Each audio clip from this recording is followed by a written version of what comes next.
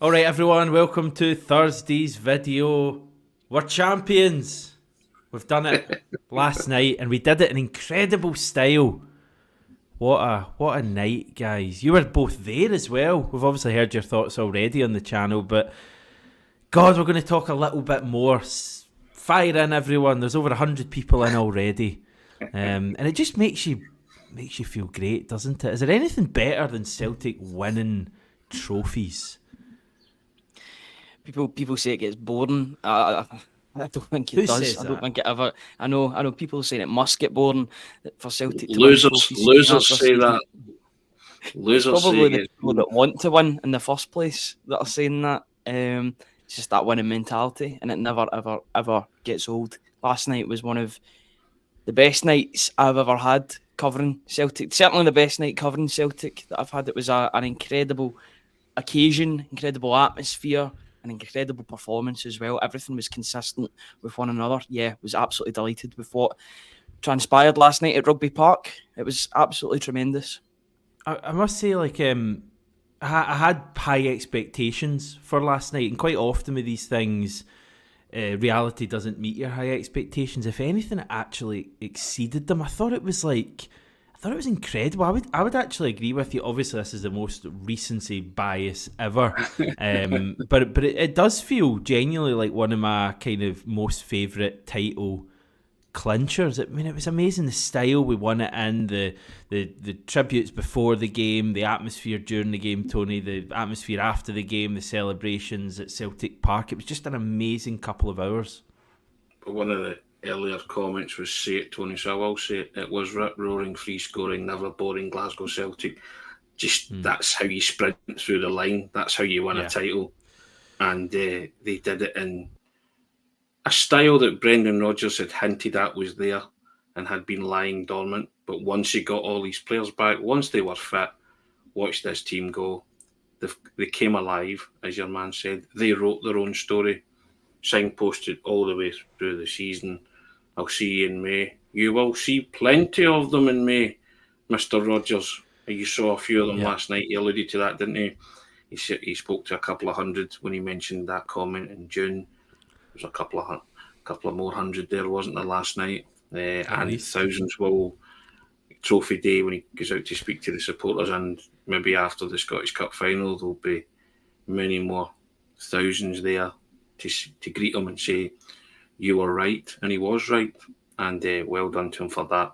I said last night as well, myself and Ryan were on the pod 5 past midnight, finished about 1:45, and I said the biggest asset that we had in all of this in the title stretch was the manager. Proved it again last night. What a call that was, Adam Idah up front. What a call. And he never let him down, did he? And now you're asking the question, will they sign Adam Idah? We'll talk about these things probably. But just everything about last night was fantastic. And I have to say a big up to the Tifo. I thought it was absolutely sensational. A wonderful Tifo from the Celtic supporters. And a great tribute to Tommy Burns. And also just remember Bobby Murdoch as well. That was kind of forgotten about a wee bit, but certainly Celtic fans of a certain vintage and myself will never forget Bobby Murdoch. So brilliant, just a great night, Hamish. All in, as Ryan said, it was one of those great nights. You can turn around and say you were there and you enjoyed it, and even working in a professional capacity, it was still a really enjoyable experience. I mean, you would think celebrating 12 out of the last 13 titles that all joking aside, you would think it might start to get quite kind of monotonous, but it just doesn't. And this is a particularly sweet title, guys, isn't it? Just given the adversity we've had to come through. I've got some thoughts on that as well, and the role Brendan Rodgers has played in that. We'll come on to all of that stuff. Good to have you all with us. Yes, Adam Idah, we'll be talking about him as well. And big thanks to MPH Boilers and Weissman for sponsoring our podcast, sponsoring this video. They've teamed up together to make a match made in heaven, like Rugby Park and title parties, guys. Weissman, their boilers are engineered to deliver not just warmth but unparalleled efficiency and reliability. MPH Boilers give you the service from the best in the business, a local team that are committed to excellence and customer satisfaction. Links for them in the description. We'll get this, Ryan. We do 6 months of access for a single £1. That'll keep you sorted until the middle of November. Plus, you can win lunch with a Celtic legend that is Martin O'Neill. I'm sure Martin O'Neill enjoyed the game last night. www.celticway.co.uk/subscribe. There'll be plenty, trust me, there will be plenty of content on the website over the coming days. We're just the only reason why there's no content is because of how late we got in last night, so we couldn't actually schedule anything because it was about after 2 a.m. by the time we got home. So yeah, there'll be plenty of stuff coming out. Yeah, that's it. There'll be more of Brendan Rodgers because there's still a part of his press conference that's been held back. There'll be Callum McGregor. There'll be Liam Scales. There will be a stats bomb report from myself. Tony's working on a couple of things too. There is absolutely tons of content coming on the website. So if you want to get involved, www.celticway.co.uk/subscribe and join us. Do you guys have a favourite moment from last night? And I realise I'm putting you on the spot a little bit. I'm just wondering, that there's been even anything posted online that you saw and thought was amazing. Is there anything comes to your mind? I've got to say, for me, it's Adam Idah dancing to Don't Worry, Be Happy with Brendan Rodgers next to him. It's an unlikely duo, an unlikely partnership, one that I didn't think was going to happen at the start of the season. I thought that Adam Idah would have been one of the first players to leave. He's signposted as an Ange Postecoglou player. That was his system, that was his role. He'd maybe move on to pastures new. It might move down south or something like that, or move to a team that runs with the ball and presses when out of possession. My goodness, he's one of Rodgers' most trusted lieutenants now. He's playing every game for them, and I just love that togetherness. He's just a great guy. I would take the... Sorry, go. No, go on, you go. Just briefly, I'll come to you. He's saying just on Maida, he looks better than he's ever done, and people kind of have this perception that Maida's just at a level and what you get, and that may be the case, but like he's the same age as Rio Hatate. People forget that about Maida. Could we just be seeing Maida getting even better? I mean, to me, his dribbling looks better since he's come back from injury. He's playing so well. He's scoring. I love him, and he was tweeting about being bald or not bald, what people prefer. Anyway, Tony, what are you thinking? My favourite moments, it's actually the whole night. From the minute you walked into Rugby Park, you just knew. We said on the morning pod, didn't we, there would be no impediment to Celtic winning this title. We said they would do it in style.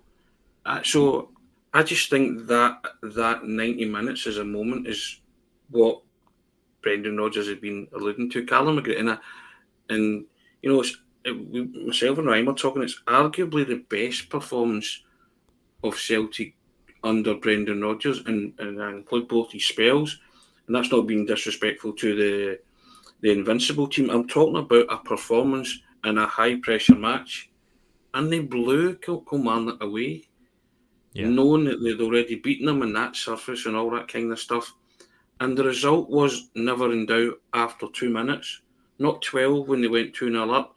After 2 minutes, when the centre forward that the manager made the biggest call of the night, turned and ran at them directly, shunts the ball out and then gets in a position to score, and you think to yourself, it's party time, because there was no way Kilmarnock were going to come back into it and every time he went up the pitch. So the moment for me is that whole 90 minutes. That was a 90-minute performance, and the goals that they scored were quality.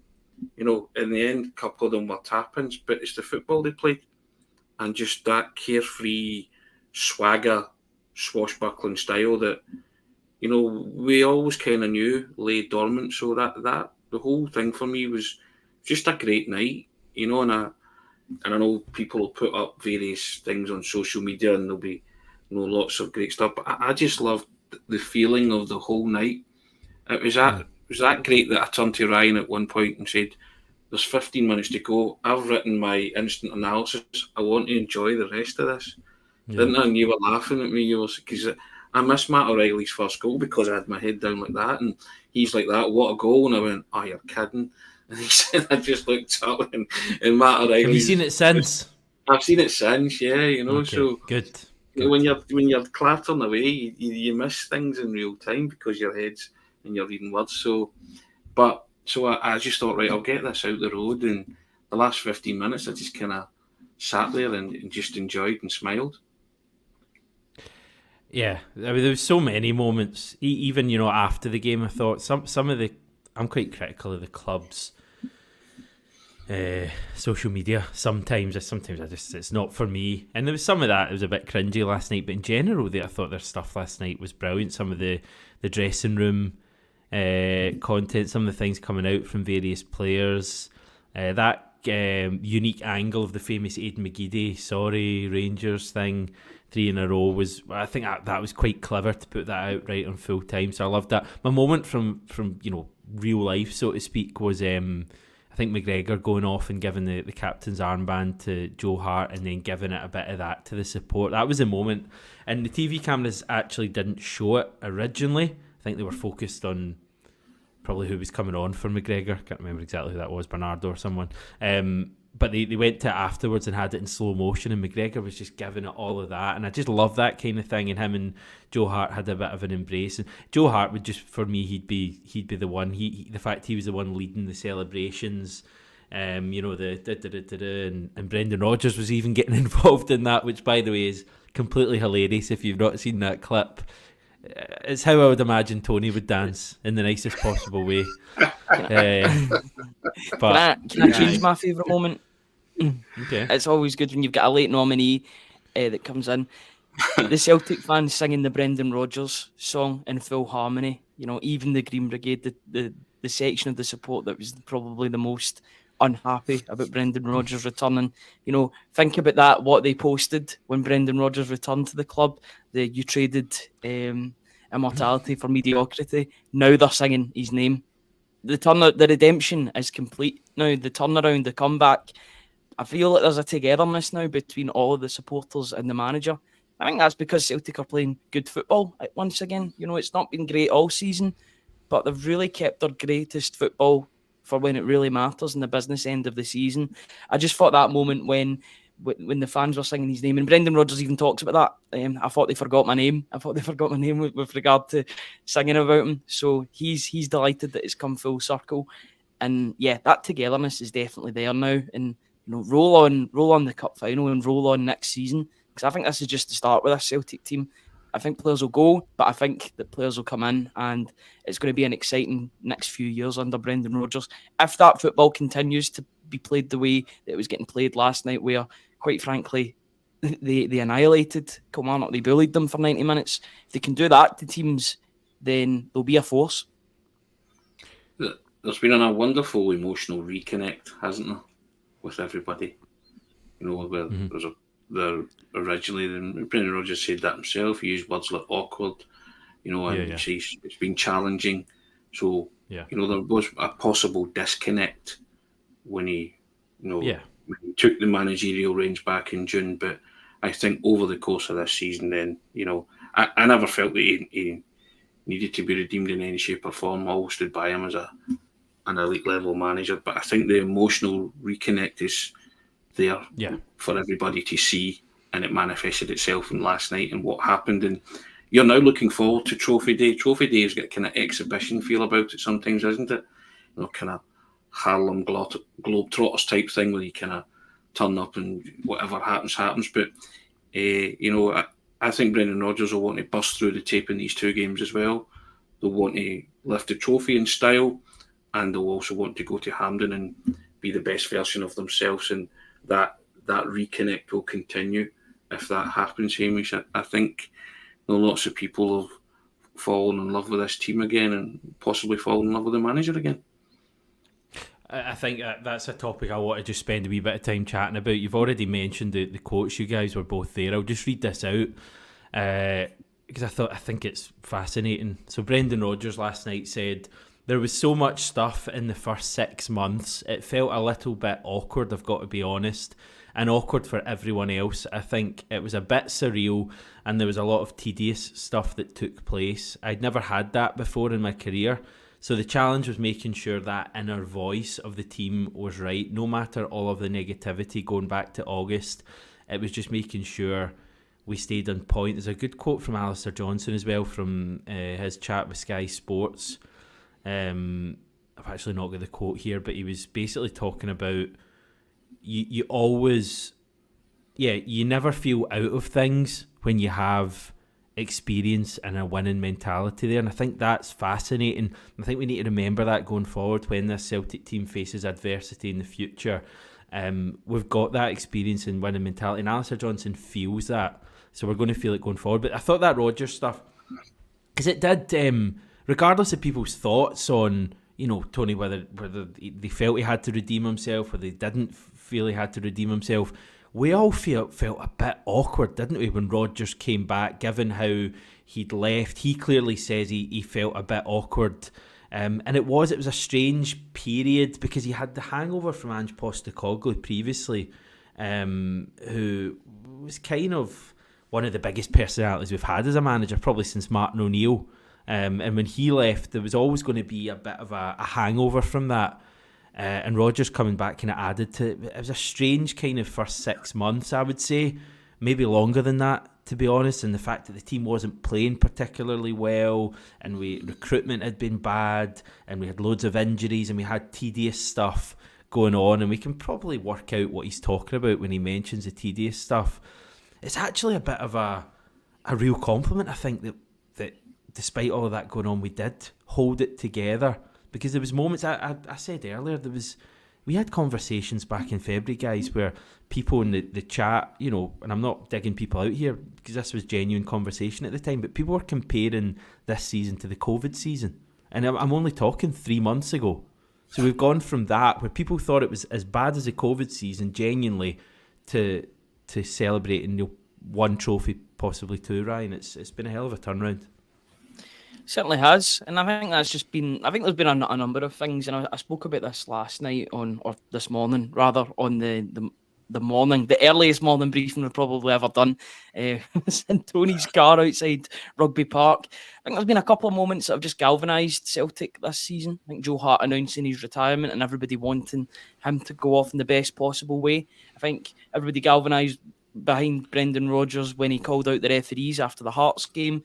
I think there was a real togetherness, a real feeling of injustice, and everybody just came together and really just everybody got in the same boat and pulled the same way in terms of going for the league title and getting things sorted. Obviously, other results have helped, but Celtic have stayed consistent since that Hearts game. They've only dropped points in one game, and that was the Rangers game at Ibrox. So it's been an incredible turnaround. It's been a quite crazy season, a rollercoaster season. But I said there was no more time. There was no time for Celtic to have any more rollercoaster moments. It had to be straight from now until the end of the season. That's what they did. They stabilised. They got goals. They got results, and they've got what they deserved, which is the league title, because they've been the more consistent team over the course of the whole year. Yes, there's been ups and downs, but I've got to say, going into next season with this group of players and the way that they've been playing, especially in recent weeks, I'm nothing but excited that they seem to have really bought into what Brendan Rodgers is asking them to do. You've got players single-handedly running games. Whether or not Matt O'Reilly will be there next season's a different debate altogether, but he ran that game last night. That's the third game in a row, the third game in about a week and a half that he's completely ran from start to finish. Nobody was getting near him last night. I thought the whole midfield was good. Adam Idah, just the first half in particular, what he was doing to that Kilmarnock defence, they didn't know how to deal with him whatsoever. He was playing like a guy that wants to sign for Celtic in the summer. He had a job to do. He had an audition, and if it was the one audition that he needed, he passed with flying colours. It was just a phenomenal performance, a phenomenal 90-minute performance as well. And it just leaves me very, very excited for where this team can go, both domestically and in Europe next season. Perfect storm was brewing, Hamish, wasn't it? Were you talking about things not going well and the manager talking about it and narratives being written, a team being written off? This manager's played a blinder since Hearts loss away to Tynecastle, and systematically and calmly and coolly calling out the referees and slaughtering them but not in a ranting manner and fashion. Knew fine well a ban was coming, all that kind of stuff. And telling everybody, Celtic went to Fir Park that day when Adam Idah scored twice and they were 5 points behind and they're 1-0 down at half time. And big moments in the season you talk about. But the manager has steered that and navigated those choppy waters, tediousness, call it what you like, and awkwardness. And it's been textbook from a born winner. And for those people probably tired of me saying it, but that's what I'm referring to when I talk about elite level management. That's what experience does for you. If Celtic hadn't had Brendan Rodgers at the helm, they could easily have blown this title. You could see it happening, couldn't you? But that manager galvanised his troops and got a tune out of those players when they needed it most. And I refuse to accept any other narrative about the winning of this title. Celtic won this title because they were the best team. Rangers did not throw it away. Celtic won this title and they're deserved champions. And I refuse to entertain any other narrative about this, that if it hadn't been for this, it hadn't been for that. Celtic are top of the table and holding that trophy aloft for the third season in succession for a reason. They've got better players, they've got a better manager, and at this moment in time, they're a better football team than Rangers. Nothing lasts forever, as they say, but it's very hard not to get excited about where Brendan Rodgers could take this team if, and it's the big if, the hierarchy really get behind this guy and let him have, a free rein to bring in the players within reason. I don't mean be financially reckless, but if you can be financially prudent and add another smattering and sprinkling of real quality to that team, then you can. I banged on about it as well, that recalibration, that reset, new Champions League format equals new Celtic. Let's do that. Let's for one show ambition and be the best club that we can be at every level. People say, you don't spend a fortune to win the Scottish Premiership trophy, but it's the only way you can get access to the top table. You have to win your domestic league. So let's have a team that is competitive, fiercely competitive in all competitions that Celtic enter. And I include Europe in that, because that's the one thing now that the Celtic fans crave more than anything. Decent runs in European football, claiming scalps. And I think this is the box that remains unticked for someone like Brendan Rodgers. And I think the way he speaks, there's a hunger there for it, isn't there? There's a craving and a lust that they want to compete in that arena. And I think this is a time where he seizes the opportunity, because the riches they'll get from winning this particular Premiership trophy and getting into this new format, it's a license to print money. Let's go and spend some of that wisely and get in players that we believe can take you to that fabled next level. But I think there's a hunger and a thirst within the manager to do that. Let's hoping that those upstairs can back him and see that and make Celtic, be prouder of Celtic on an industrial scale, let's say. It almost feels to me in a weird way, like as much as we've just won the league and obviously we've got the cup final to come, but this is almost the Brendan Rodgers second year at Celtic beginning almost at this point. It's almost as if the first kind of season was always just going to be a really tricky one, but we still managed to win the league and hopefully the Scottish Cup as well, and hopefully we can really kick on in the summer. Listen, I'm not going to sugarcoat it. The recruitment has to be so much better. I tell you right now, if we don't sign better players, more first team ready players this summer than we did last summer, I don't think we'll be, succeed in anything next season, because we've relied on players who are already there this season, with the exception of Adam Idah. Really, he's really the only one you would say has made a massive impact on us winning the title. But generally, I feel really positive. I've made it clear a few times recently that I don't think we're as far away from getting results in the Champions League as some people think. I think there was signs there this season. Although we only took, 4 points, there were signs, and certainly in the home matches, that Celtic can go toe-to-toe, playing at our football against good teams. We're into the Champions League, guys. We're the 22nd of 36 teams qualified. We've got 8 games to look forward to, or dread, depending on how you feel about it. Matches will go until January So we've got European football till January. If we can find a way to finish in the top 24 of this new 36-team league, which is bizarre to say, we'll have a further 2 matches. So that's the target for me, pretty clear. Get into the Champions League and find a way to get results. You're probably looking, I reckon, about 8 points, 10 points, something like that from your 8 games to get a top 24 spot and get into the knockout rounds. I'm looking forward to it, but as I say, recruitment has to be better. Listen to this for a defining moment of the season I'd completely forgotten about from Green Machine. Ralston's tackle at Easter Road. Genuinely. Yeah. What a moment. Because if he doesn't make that tackle, we don't win that game. You were talking about Europe there, and this has got something to do with it as well. Ralston gets the tackle that leads to the penalty from Kyogo that gets given. The Idah then scores. In terms of Celtic getting and going into Europe next season, I've made my mind up completely. Adam Idah should be the first signing this summer regarding that. He is born to play for Celtic in Europe. Celtic have needed a player like Adam Idah in Europe that can play counter-attacking football, that can run at pace. Kilmarnock didn't know what to do with him last night at all because he's a big guy. Usually in the league, you're either going to be a small player that's fast or a tall player that's slow. Having a tall player that's fast is a completely different thing to deal with.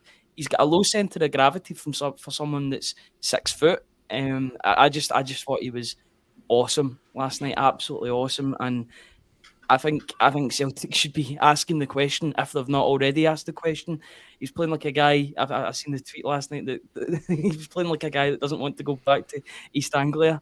He seems happy with what he's got at Celtic at the moment. I think Brendan Rodgers is enjoying working with him at the moment. And why would you bring in a player for only 6 months if you're looking to develop him? That's my question. I think there'll be a mutual agreement between the two clubs that either will make the move north this summer. I just think there's so much untapped potential there. He's only, 22? He's still a baby in terms of a striker. He's got so long to go until he's prime. But last night, I seen something last night that I hadn't seen before. He bullied Kilmarnock single-handedly as well. The raw material's there, isn't it, Hamish? The raw material, and Brendan Rodgers knows he can knock that raw material and make it malleable and into shape. He can polish up that rough diamond, if you want to call Adam Idah that, last night. And I think the manager's excited to work with a player like that. And I think there'll be machinations going on in the background that Celtic do sign Adam Idah. And that's 8 goals he's contributed, Hamish, and every one of them been critical. Yeah, not huge goals. Not the third in a 5-0, routine. They've all been huge goals, every one of them. We don't win the league. We don't win the league without his goals. Adam Idah's contribution, right? To think that. So, and he's not played as much as he would probably have liked when he came, but he's happy, isn't he? You saw him kissing the badge and all that, and he feels at home, and none of this taking the huff because he's not playing. If Kyogo's leading the line. But again, I get back to it. What a call. What a inspired tweak to the team last night when Kilmarnock are going to offer you a robust challenge. So what does he do?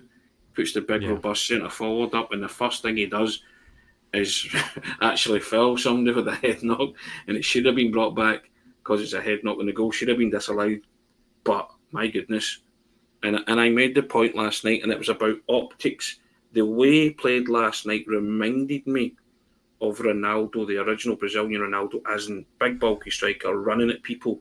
I wasn't comparing the two. I'm talking about the actual optics of seeing a big guy, style running. Yeah, style and running it. But running at pace, dribbling past people like they weren't there, and laying it off and scoring goals. That's what I was talking about. Ryan said, you're in danger of getting clipped up. But if you're actually listening to what I'm saying here, I'm talking about a similar style. I'm not comparing the two players because one's talent was off the scale. But Adam Idah reminded me of someone picking up a ball, good old-fashioned centre forward, big guy, can play the ball up to him, he can hold it up, he can run channels, physical presence, but he can also score goals. And he's deceptively quick for a big guy, isn't he? Oh, yeah. Yeah, that's the thing about him. Because he starts motoring. He is quite lightning when he gets more. Yeah, there's a few comments comparing him to Giakoumakis, and I mean, he's still got a bit to go for me to reach, because Giakoumakis was, very consistent, very important. But Idah has pace that Giakoumakis didn't. He's tall. He scores all kinds of goals, which I love about him. Really good goals, headers, close range finishes like last night. I'm not going overboard. I think, his Champions League's still a big ask for him at this stage. I think Kyogo's still a number one striker. He'd be coming in as our second striker. But, as you said, Tony, he's got the attitude. He doesn't throw his toys out the pram when he's not playing. He comes on and he impacts games. He scored all those goals and he's barely started a game. Every attribute's there, isn't it? And it's about now, I think Brendan Rodgers says, I can get this guy to be consistent in any competition, domestically and in Europe. And I think that's what Brendan Rodgers is getting excited about. Ryan was really excited last night watching him, and the two of us were speaking very highly of him. But I just thought it was a textbook centre forward performance. I mean, utterly textbook. It was just brilliant, and on that surface as well, which is a dreadful surface. And I think, the jury might have been out on Adam Idah prior to last night. I think if any Celtic supporter needed convincing about Adam Idah, that last night was the proof that this guy, you just see him as a future Celtic player, don't you? I know I do. But that's what I was going to say. Forget the fact that he was Norwich's third striker. People need to forget that. Judge him on what he's done since he came to Celtic in January, and it is a no-brainer to sign him. I would start him on Saturday as well. I think, for the cup final, you'd probably go for Kyogo, but I would start Idah on Saturday. I turned to Ryan and I said, he's given the manager food for thought for the cup final, though, hasn't he? Yeah, I think, and if he does it again on Saturday, then it's a flick of a coin, isn't it, for me? Yeah. On that one, then he's going to play a part in the cup final, isn't he? Even if he comes off the bench. Yeah. Well, I mean, he didn't score. He didn't score against Aberdeen, but he caused problems as soon as he came onto the park in that game. He's just a problem. He's a problem player, and defences, especially in Scotland, are really struggling to deal with him. He's just a guy that seems to have found his best form and found a run of games, not even starting a lot of games, but coming on and making an impact. I'd like to see his points to goals ratio or goals to points, whatever. How many points he's won single-handedly for Celtic thanks to his goals. You think of Hibs, you think of Motherwell. I know he scored against Dundee as well. All big goals. It seems he doesn't really score those goals that, as Tony said, were like the third and fourth in a game. In stat pad. Huge goal. Yeah, scored a massive goal at Ibrox to regain the lead. He's just a massive player for Celtic. I wouldn't say it's single-handedly. He's part of a team ethic, but he understands that, Ryan. I think his contributions have been critical and vital in those 8 goals that he scored, but he wouldn't have been able to do it without the help of the team. And I think he's bought into that as well. It isn't about him and his role within the team. He understands that he might not play all the time, and I think that's another managerial masterstroke, that you've kept him happy. He's a Republic of Ireland international striker and probably expected to play a lot more than he did when he first signed. And the manager's been able to keep him happy, because that's a man that's delighted to be contributing massively. And I think, as you say, he kissed the badge and ran to the supporters and all that. He is loving life in Glasgow, and he does look like a player that's saying, please don't send me back to Norwich. He's got that sign on. Don't send me back to East Anglia, please. That's nothing to do with us. That's just because Norwich are Norwich. Right. Just a few more comments before we head off. Briefly, Chill Pill, can we possibly keep Matt for another year? I doubt it. I think O'Reilly will probably leave in the summer. I really hope I'm wrong, because the guy is very good. I still think, and this might sound hypercritical, I still think he could do with another full season at Celtic, playing consistently like that, because I think he's dropped in and out some games, and that's probably why he didn't win Player of the Year, although that does seem a bit of a baffling shout. But last night he was excellent. Matthew pointed out only a few teams on the planet do tifos anywhere near the level of his. 100%, just brilliant. Last night it was so simple, but so effective, and would have had some sort of an impact, I dare say. Flying Combe saying thinks the 7-0 against Dundee was important. It sent out a message that we haven't gone away. That was 7-1, wasn't it? Get your facts right, Flying Combe, come on. But that was a great night. Mark saying we stepped up when it mattered, the business end of the season. Well done, Brendan, for his squad management. A lesser manager may not have pulled that back. I think that's a great point. I mean, some of the guys we're linked with in the summer, guys that have done really well this season, but would they have been able to deal with the adversity in the way Brendan Rodgers did? Ian talking about Idah's penalty at Easter Road. Wombat wondering what happens to O. Probably loaned out next season somewhere in Scotland, ideally. And Derek saying, you're not going to mention the girls, boys. Yeah, we are. They won yesterday, so they are in the position levelling points with Rangers, but I think 16 goals better off. So if we beat Hibs at Celtic Park on Sunday, they're going to win the league title. So we could have a double celebration, 2 trophies handed out at Celtic Park in back-to-back days, guys. Buzzing. What a weekend it's going to be. It's that winning mentality, always. Winning mentality. It's great to see the women's team doing so well, especially under a new manager as well, Elena Sidikou. She's done a great job. They seem to be scoring. Tash Flint seems to be scoring every single time I get a notification. It seems to be Tash Flint has scored another goal, or Amy Gallagher scored another goal. Great to see them doing so well. Looking forward to hopefully seeing them lift the title on Sunday, their first ever league title. Shows you how the good work that Sidikou's done as well as Fran Alonso and sort of exposing the team more exposure of the women's team, especially over the past few years. I remember there being quite a big buzz during the COVID season as well, but it seems to have stabilised and there's still a lot of interest in it. There'll be even more interest when there's a trophy at the end of it. Hopefully they can get the job done on Sunday, do it in a bit of style, and they'll get the parade that they deserve. Looking forward to the weekend, Tony. Oh yeah, you can't beat Trophy Day, and it's just we were joking, weren't we, the other day, and said skin graft will not get the smile off Celtic supporters' faces. You just got to embrace these moments and enjoy them. It doesn't happen all that often. Well, plenty of people that are older can tell you about barren times in Celtic's history, but this is domination, and you have to enjoy it. 12 and 13, 3 in a row.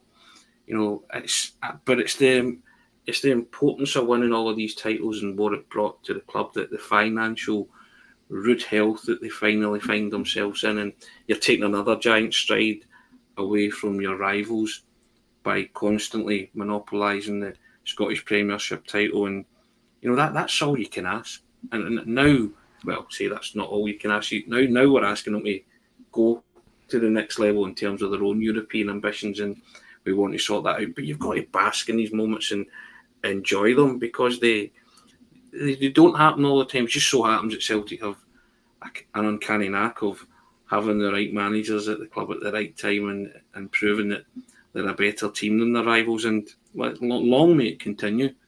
And if you've got a manager like Brendan Rodgers at the helm and players of the quality that they have, then the future's bright, isn't it? You feel that the future's bright, and it's green and white and all that kind of stuff. So I just think that we all feel good about ourselves today, don't we? Feel good about the players, the manager, and the supporters. They don't underestimate what the supporters brought this season as well to that, and guiding them over the line. They're an important and vital cog in that green and white machine. Yep. With their tifos and their support, and and to quote Tommy Burns, they are there and they're always there. They showed it last night, they'll show it again on Saturday, and they'll show it at Hampden. And here's hoping we have that flourish to the end of the season and we do win the double. Exciting stuff. We've got that to look forward to. Saturday is going to be amazing. A final shout out for this offer we've got. You get 6 months of access for the Celtic Way with all of that title winning coverage for £1 single. Plus you'll be entered into a draw and could potentially win lunch with Martin O'Neill. And as I always say, if you're a long-term subscriber, you're already in the draw. Right, going to head off. Thanks, guys, for your time. Thanks, everyone, for tuning in. Please join us again tomorrow where we'll talk some more.